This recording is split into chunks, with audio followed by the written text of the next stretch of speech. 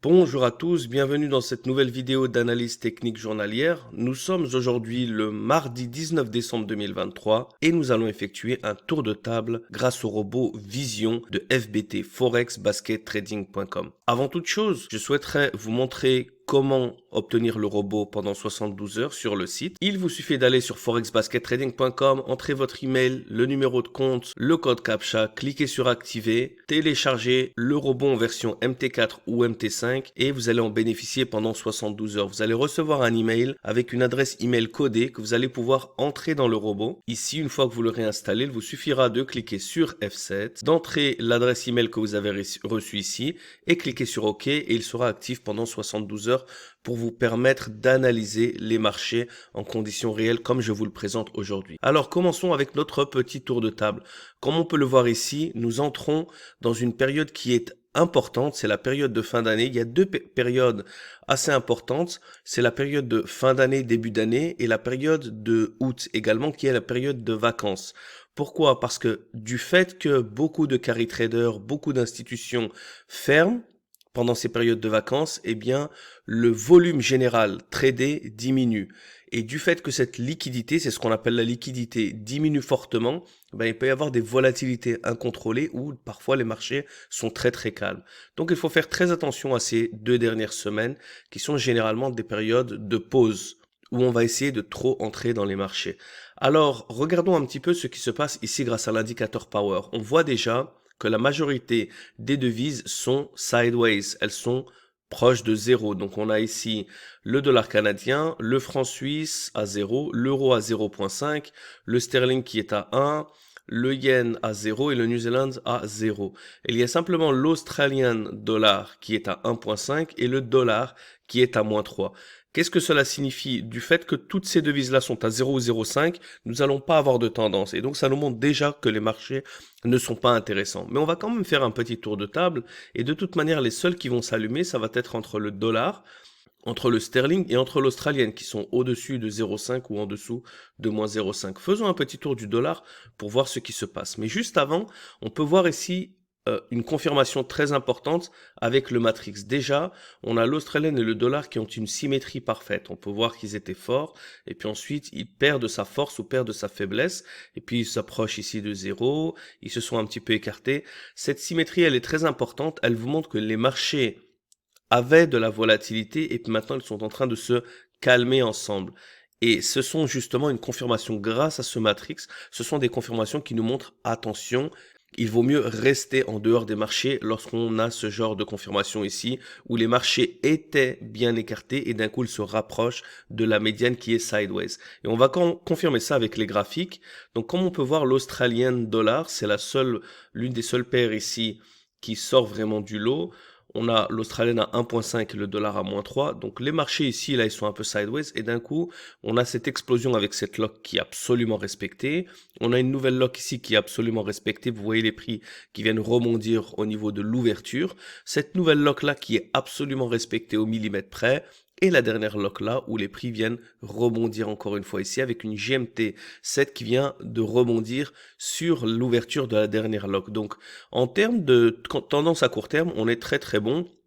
On a des supports ici qui montent, des résistances qui montent, ça se calme un petit peu. On a une GMT7 qui vient de le confirmer. La tendance long terme, elle est un peu sideways, elle n'est pas trop en contre-tendance, vu on a déjà en train de taper des plus hauts. Donc généralement, on a un Australian dollar qui est très intéressant. Si on devait lui donner une note, on lui donnerait entre 3,5, 4, parce que la tendance long terme, elle est pas si bonne que ça, et à cause de cette explosion ici qui rapproche un peu les résistances par la suite, donc on n'a pas une tendance qui est régulière. Donc ça serait entre 3 et 4, je lui donnerais un 3,5. On avance ici avec l'euro-dollar. L'euro étant à 0,5, on n'a pas de tendance, mais de toute manière, c'est confirmé avec, regardez les résistances qui redescendent ici, les supports qui ont du mal, on a ce retracement ici, ce V inversé, donc de toute manière, il n'est pas intéressant. Le sterling dollar, voilà, c'est le sterling, c'est l'autre qui est à 1 et le dollar est à -3. On a un semblant de tendance baissière, mais on a déjà atteint des plus hauts. Malheureusement, les supports redescendent, les résistances redescendent, les locks redescendent. Donc non, on doit laisser de côté. On a une très mauvaise note sur cette tendance-là. Avançons sur le New Zealand. New Zealand, même chose, les marchés se cherchent, les supports ici montent d'un coup, on a eu ce gros bullish momentum qui a du mal ici à se continuer, vu que les marchés sont plus sideways que haussiers, donc on doit laisser de côté. De toute manière, le New Zealand est à 0, le CAD est également à 0, là il était un peu sideways, on n'avait pas vraiment de tendance, on a une belle tendance baissière, avec des supports qui continuent de descendre, des résistances qui continuent de descendre, un petit retracement ici, malheureusement, le dollar canadien n'a pas de force pour pouvoir dessiner une tendance ou potentiellement considérer cette paire pour un basket. On avance avec le dollar suisse. Voilà, le suisse est également à 0. Regardez, c'est sideways. On a des supports ici qui descendent et qui remontent, des résistances qui descendent et qui ensuite ici sont horizontales, les marchés qui sont toujours dans le range. On n'a pas de breakout potentiel. On va devoir patienter. Et le dollar yen, regardez, le dollar yen déjà en tendance long terme, il n'est pas du tout bon, et en tendance court terme, il confirme ça, il n'est pas bon parce qu'on a une grosse cassure baissière, puis les supports qui continuent de monter, et puis ensuite on a un gros retracement ici, donc un dollar yen absolument horrible qu'on doit vraiment laisser de côté.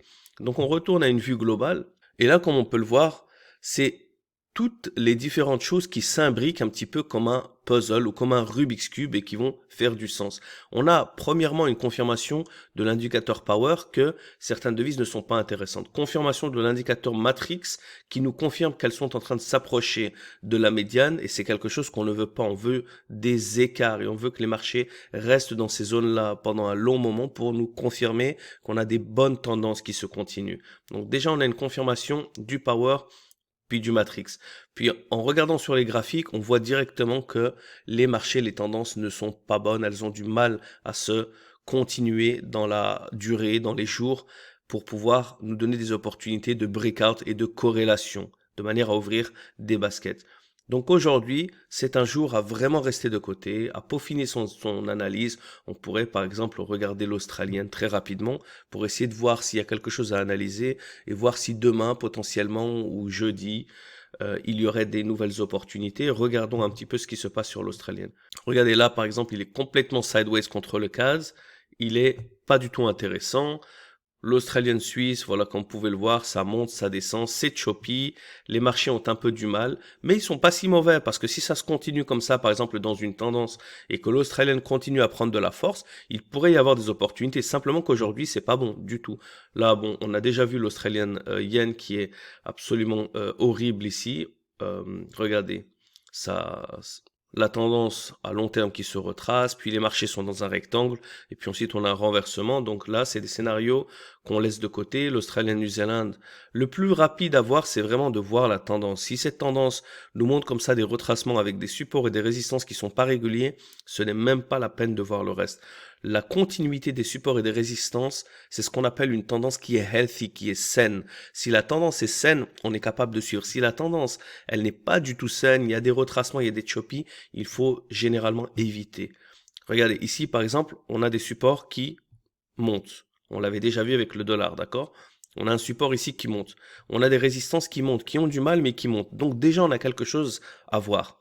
D'accord? Après, on peut voir où est-ce que se situent les locks, on peut voir où se situe la GMT7, on peut voir si elles sont régulières. Il y a quelque chose à faire. Donc l'Australian dollar, c'était l'une des seules paires de devises qui étaient intéressantes aujourd'hui. Par contre, regardez, l'euro AUD, ils sont tous les deux en force. Regardez comment c'est choppy. Le fait d'avoir cette indication ici de power nous fait gagner énormément de temps. En un clin d'œil, on est capable de savoir tout ce qui se passe sur toutes les paires de devises en même temps, sans avoir à perdre de temps à regarder ce genre de graphiques qui sont absolument choppy, avec des supports qui montent et qui descendent, des résistances qui montent et qui descendent, et des marchés qui ne nous intéressent pas. On terminera avec un petit sterling australien qui est très symétrique. Regardez l'euro AUD et le sterling AUD. Ils sont très similaires, ils sont très corrélés. Donc si on continue comme ça avec un Australien qui continue de prendre la force et on continue dans une tendance bien plus forte et qui devient plus régulière, on aura des opportunités. Pour l'instant, ce n'est pas le cas. On laisse les marchés de côté. Donc voilà, c'est tout pour aujourd'hui en termes d'analyse. Un marché inintéressant aujourd'hui, en ce mardi 19 décembre 2023. Je vous retrouve sur le site. Pour vous le rappeler, bénéficiez de l'offre des 72 heures, entrez votre email, votre numéro de compte, activez votre robot, téléchargez-le et essayez-le de manière à pouvoir vous faire une idée vous-même de cette analyse du Forex Basket Trading grâce au robot Vision. Je vous retrouve demain pour une nouvelle vidéo d'analyse technique. D'ici là, je vous souhaite un bon trading à tous et une excellente semaine. Ciao, ciao.